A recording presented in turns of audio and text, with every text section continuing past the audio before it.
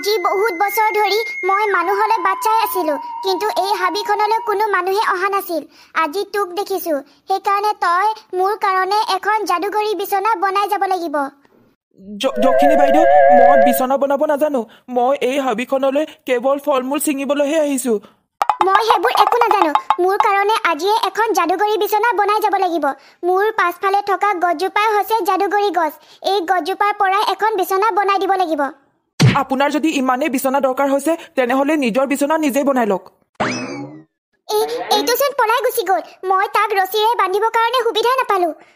মই এতিয়া পুনৰ মানুহলৈ বাচ্চা থাকিব লাগিব। এইখন হাবিলৈ মানুহ প্ৰায়ে কমকৈ আহে, আৰু মই যিহেতু ভূত হয়, সেইকাৰণে নিজৰ বিছনা মই নিজে বনাবই নোৱাৰো।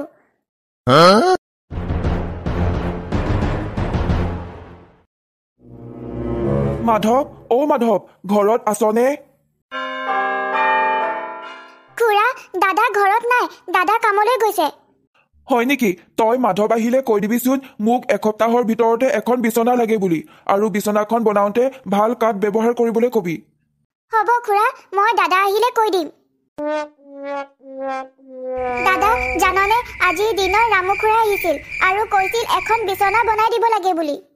মই চহৰৰ পৰা আহি থাকোঁতে ৰামু খুৰাক বাটতে লগ পালো, আৰু সকলোবোৰ কথাই কৈছে এসপ্তাহৰ ভিতৰতে এখন ডাঙৰ আৰু ধুনীয়া বিছনা বনাই দিব লাগে বুলি।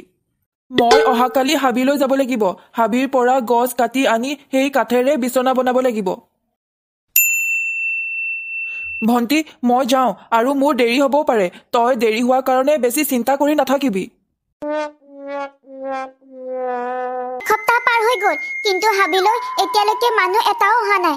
মই যেনে তেনে এই যাদুগৰী গছৰ পৰা যদি এখন বিছনা বনাই ল'ব পাৰোঁ, তেতিয়া সেই বিছনাখনৰ পৰা মই যি বিচাৰোঁ তাকে পাই যাম। এইজোপা গছেই ঠিক আছে। মই এতিয়া এইজোপা গছ কাটি মেলি এখন বিছনা বনাব পাৰিম। নিশ্চয় কোনোবা মানুহ হাবিলৈ আহিছে আৰু এতিয়া গছ কাটি আছে। মই সোনকালে সেই মানুহজনৰ ওচৰলৈ যাওঁ। ঐ ল'ৰা, মই তোৰ সকলোবোৰ কথাই জানো।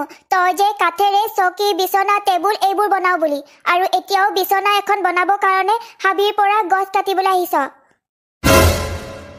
হাবিৰ পৰা গছ কটাৰ কাৰণে আপুনি যদি বেয়া পাইছে, তেনেহ'লে মই এতিয়াই ঘৰলৈ যাওঁগৈ, আৰু কেতিয়াও হাবিলৈ আহি গছ কেতিয়াও নাকাটো। গছ কটাৰ কাৰণে মই তোক বেয়া পোৱা নাই। তই মোক আজি আৰু এতিয়াই এখন যাদুগৰী বিছনা বনাই দিব লাগিব। যাদুগৰী বিছনা? এইটো মই আজি প্ৰথম শুনিছো। মই যাদুগৰী বিছনা কেনেকে বনাই দিব পাৰিম? মই একো তন্ত্ৰ মন্ত্ৰ নাজানো। মই এজন সাধাৰণ কাঠমিস্ত্ৰী।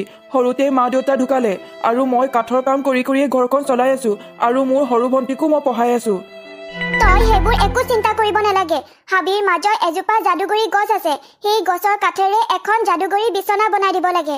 যদি তই মোক বনাই দিয়, তেতিয়াহ'লে মই তোক 1 লাখ টকা দিম। এখন বিছনা বনোৱাৰ বিনিময়ত যদি মোক ইমান পইচা দিয়ে, তেনেহ'লে মই সাজু। ক'ত বিছনা বনাব লাগে আপুনি মোক লৈ যাওক।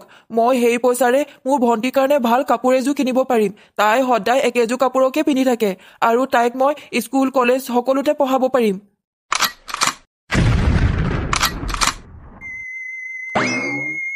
এইটো হৈছে মোৰ ঘৰ। ইয়াতে সেই বিছনাখন বনাব লাগিব। তই ইয়াত খন্তেক সময় অপেক্ষা কৰ। মই সেই যাদুগৰী গছৰ কাঠ লৈ আনো। গধূলিয়ে হৈ গ'লচোন, আৰু এতিয়ালৈকে দাদা হাবিৰ পৰা অহাই নাই। শুনিছো হাবিত বোলে গধূলি হ'লে জীৱ জন্তু লগতে ভূত আৰু যক্ষিণী ওলাই বুলি। হে ভগৱান, দাদা য'তে আছে তুমি ৰক্ষা কৰিবা। দাদাৰ বাহিৰে মোৰ কোনো নাই।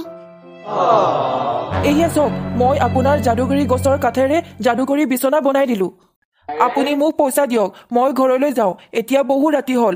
ভণ্টিয়ে চাগে চিন্তা কৰি কৰি মোৰ কাৰণে বাট চাই আছে।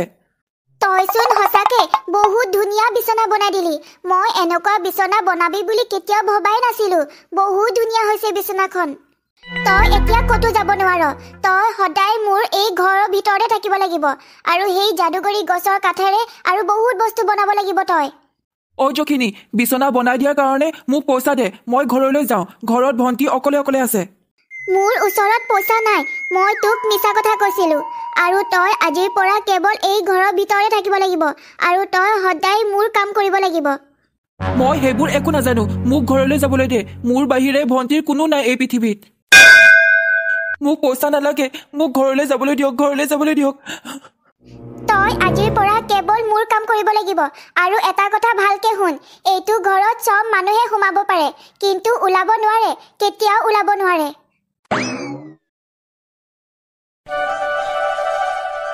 আজি 2 দিন হৈ গ'ল আৰু দাদা এতিয়ালৈকে ঘৰ অহা নাই। মোৰ বহুত চিন্তা লাগিছে। সি হাবিৰ মাজত কি কৰি আছে সি হাবিৰ মাজত? দাদা জংঘলৰ জীৱ জন্তুবোৰে খাই পেলালে নেকি বাৰু? নাই, মোৰ দাদা ইমান দুৰ্বল নহয়। সি চাগে কিবা বিপদত পৰিয়ে হাবিৰ মাজত আছে। মই তাক বিচাৰি যাব লাগিব। মই এতিয়াই যাম হাবিৰ মাজলৈ।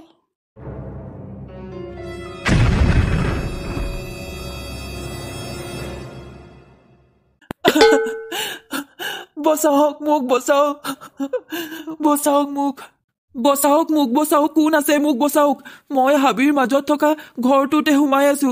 মোক বন্দী কৰি ৰাখিছে, মোক বচাওক। এইটোচোন দাদাৰ মাত। দাদাক চাগে কোনোবাই বন্দী কৰি ৰাখিছে আৰু ওচৰত ক'ৰবাত ঘৰ আছে। মই এতিয়া দাদাক বচাব লাগিব। বচাওক মোক, বচাওক। এইটো ঘৰৰ ভিতৰৰ পৰাই মই দাদাৰ মাত শুনিছো। নিশ্চয় দাদা ইয়াতে সোমাই আছে।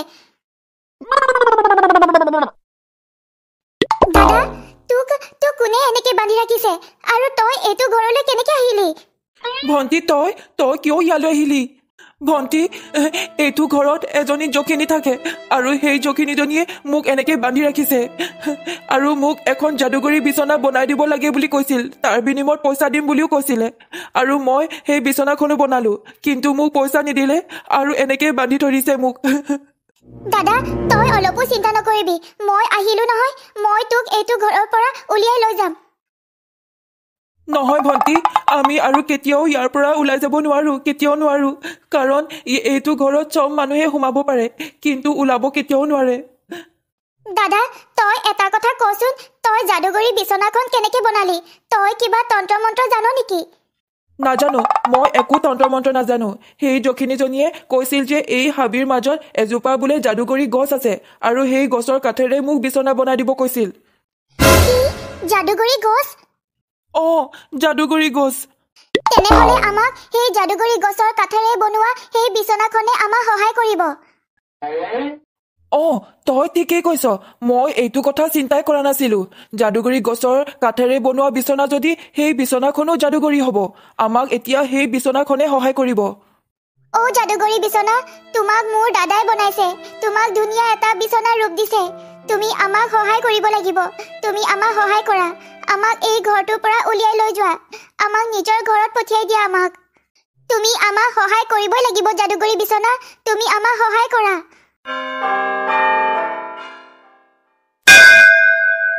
মোক সৃষ্টি কৰাজনক মই নিশ্চয় সহায় কৰিম। মই তোমালোকক নিজৰ ঘৰলৈ পঠিয়াই দিম। কিন্তু মোৰ বহুত দুখ লাগিছে। মোৰ কাৰণে তোমালোক এইটো ঘৰত বন্দী হৈ আছা। এতিয়া আৰু তোমালোকে দুখ কৰিব নালাগে। তোমালোক দুয়ো এই বিচনাখনৰ ওপৰত বহি দিয়া। মই তেতিয়া তোমালোকক এই ঘৰৰ পৰা উলিয়াই লৈ যাব পাৰিম।